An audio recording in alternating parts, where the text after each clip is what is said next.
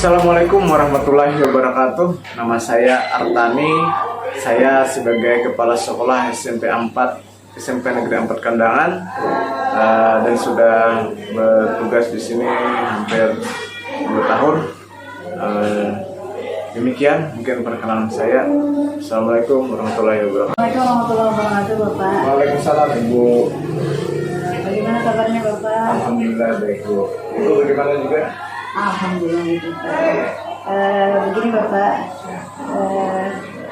Terima kasih untuk kesempatan pada hari ini karena Bapak sudah menyediakan waktu kepada saya untuk bisa wawancara sedikit dengan Bapak.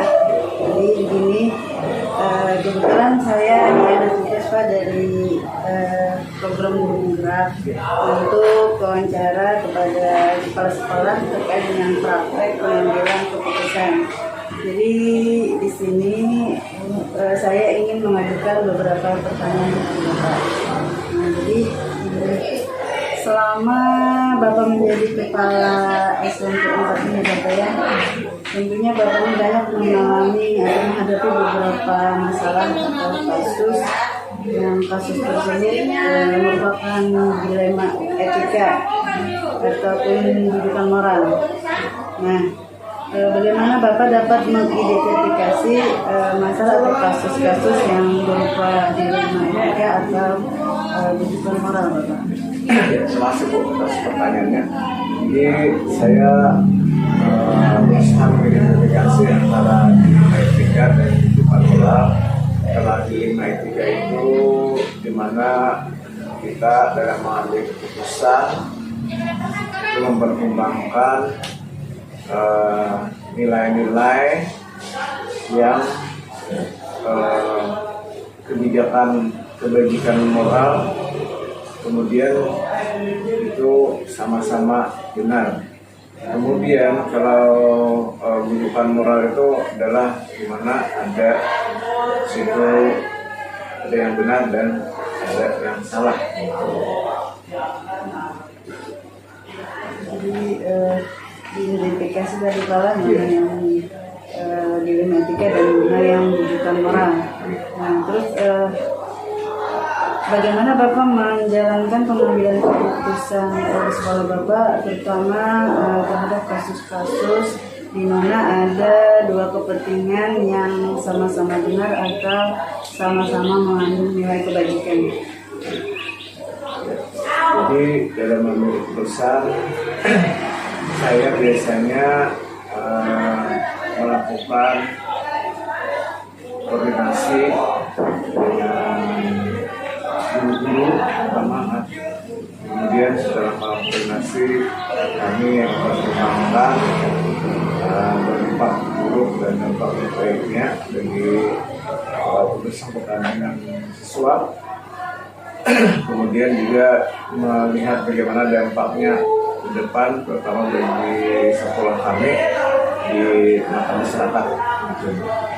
Jadi dalam ambil keputusan itu kami selalu melakukan musyawarah, kemudian melihat atau mengamati mana hal-hal yang itu berpengaruh baik ataupun buruk, itu perlu dipertimbangkan sebelum mengambil keputusan. Berarti banyak hal yang dipertimbangkan ya Bapak ya. Yang pertama musyawarah yang dipertimbangkan. Selanjutnya Bapak, langkah-langkah atau prosedur seperti apa yang biasa Bapak lakukan dalam menjalankan keputusan itu Bapak? Jadi prosedur yang kami lakukan, kami tadi sudah pertama kami musyawarahkan, kemudian kami memetakan nilai-nilai apa yang ada kemungkinan di dalam ketika kita mengambil keputusan, yaitu melihat dari sisi kebaikan siswanya dan juga kebaikan untuk sekolah. Jadi prosedurnya begitu, Bu. Setelah musyawarah tadi, kemudian kami mempertimbangkan baik buruknya dengan matang, kemudian setelah kami mengambil keputusan. Selanjutnya Bapak, hal-hal apa saja yang selama ini Bapak anggap efektif dalam pengambilan keputusan pada kasus-kasus di Ya, efektif tadi salah satunya di sini mengedepankan pedulian, itu pedulian kerjasama, itu yang paling efektif. Artinya kita di sebuah sekolah di sini sedapat mungkin mengutamakan kondusivitas lingkungan. Jadi di lingkungan sekolah kami ini sekolah yang tidak terlalu besar, jadi kondisi yang kondusif itu perlu diutamakan. Kemudian kebersamaan, kerjasama, musyawarah. Kemudian kami dari musyawarah tersebut akan mempertimbangkan kebijakan yang ada dan juga hal negatif yang mungkin ada dalam selama pada akhirnya keputusan itu tetap diambil oleh kepala sekolah. Jadi musyawarah tetap yang paling efektif ya dalam pengambilan keputusan. Terus Bapak, apa saja yang selama ini merupakan tantangan lah dalam pengambilan keputusan pada kasus-kasus etika Bapak? Jadi tantangan yang cukup berat ya yang dialami biasanya ketika ada ya seperti di 5 etika tantangannya, kita biasanya ada sedikit keraguan gitu kan dalam mengambil keputusan, itu yang tantangannya utama. Kemudian selebihnya tadi sebenarnya ada keraguan dalam mengambil keputusan, itu tantangannya. Ragu-ragu ya Bapak, jadi tantangan. Tantangan ragu-ragu, mungkin keraguan itu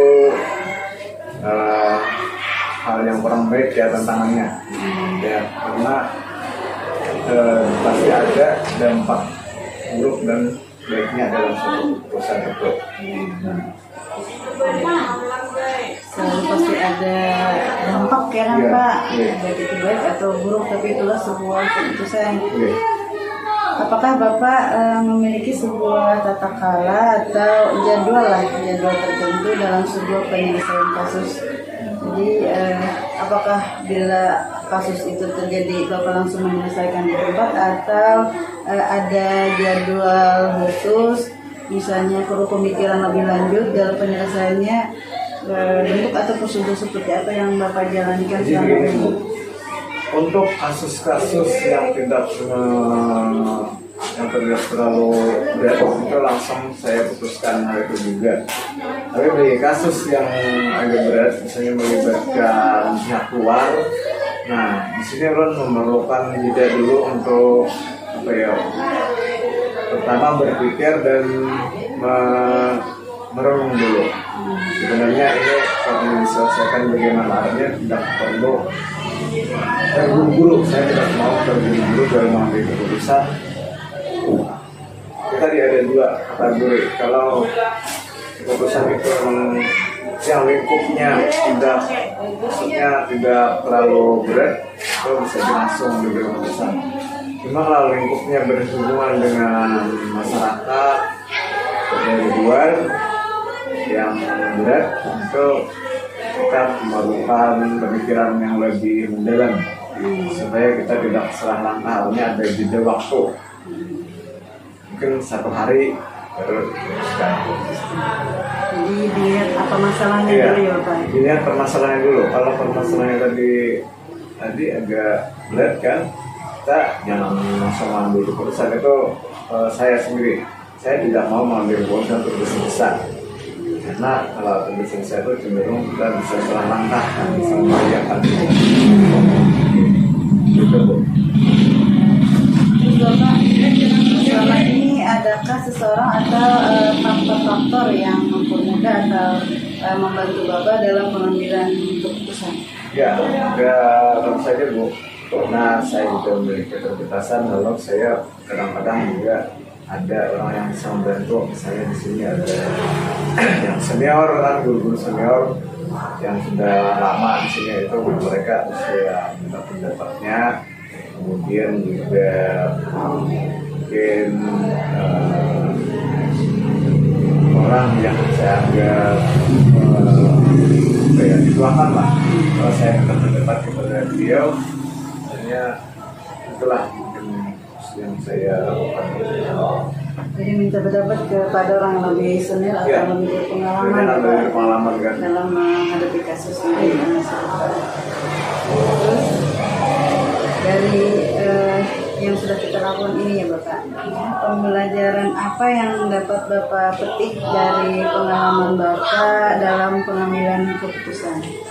Jadi pembelajaran yang ambil dalam satu keputusan, artinya kita dalam mengambil keputusan itu harus tenang, jangan terbawa emosi, itu yang perlu juga. Kemudian juga jangan terlalu lama dalam mengambil keputusan, artinya secepatnya, lebih cepat lebih baik. Kemudian tadi pembelajarannya kita mungkin harus banyak bersabar ya. Kesabaran juga harus ditingkatkan dalam mengambil keputusan. Kesabaran, komitmen kita juga harus ditingkatkan dalam mengambil keputusan, dan juga perlunya komunikasi dengan semua warga sekolah. Hal ini mungkin tokoh-tokoh senior tadi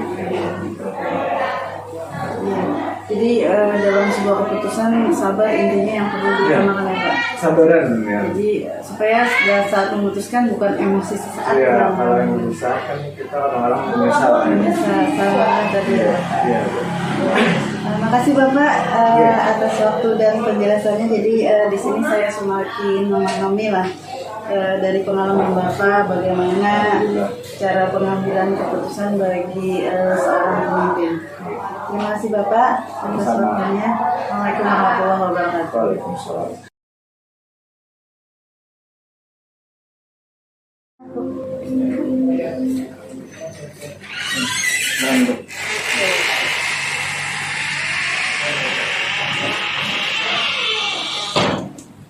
Begini Bapak, sebelumnya saya ucapkan terima kasih atas waktu yang sudah Bapak sediakan untuk memenuhi hari ini wawancara dengan saya. Mungkin Bapak kebetulan saya mungkin ada tugas wawancara pada kepala sekolah terkait dengan praktek pengambilan keputusan. Jadi saya ingin mengajukan beberapa pertanyaan kepada Bapak.